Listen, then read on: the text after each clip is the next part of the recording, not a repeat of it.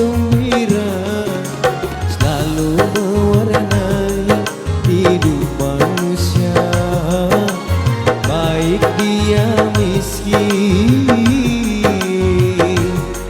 ataupun kaya.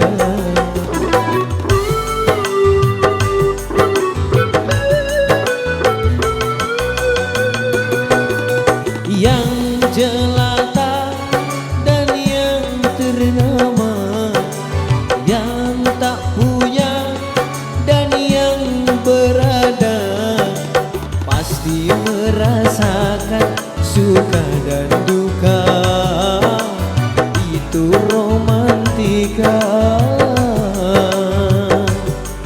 hidup di dunia.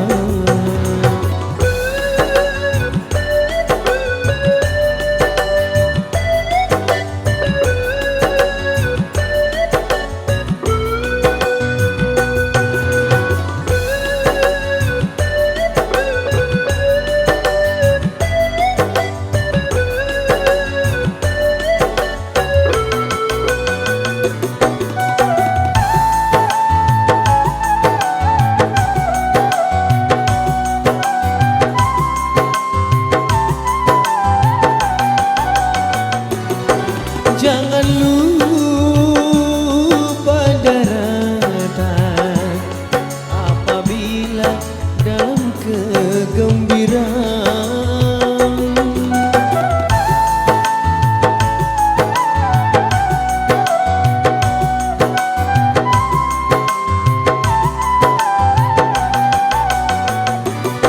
Dan jangan putus asa apabila dalam kesedihan. Di sana letaknya keadilan Tuhan, sedih dan gembira sama diberikan, keduanya itu sebagai ujian. Yang menangis dan yang tertawa, yang bersedih dan yang gembira, selalu mewarnai hidup manusia, baik dia miskin ataupun kaya.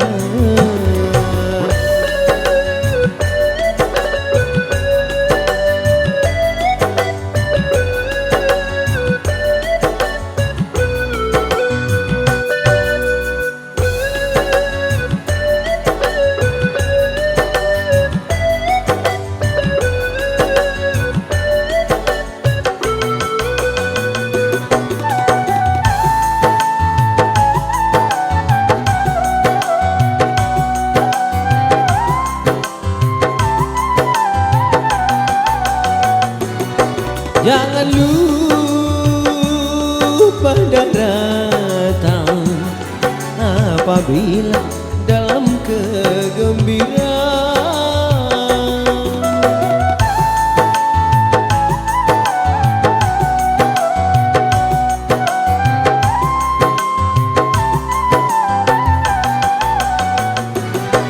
Dan jangan putus asa apabila dalam kesedihan. Di sana letaknya keadilan Tuhan, sedih dan gembira sama diberikan, keduanya itu sebagai ujian. Yang tak punya dan yang berada, yang jelata dan yang ternama, pasti merasakan suka dan duka. Itu romantika hidup di dunia.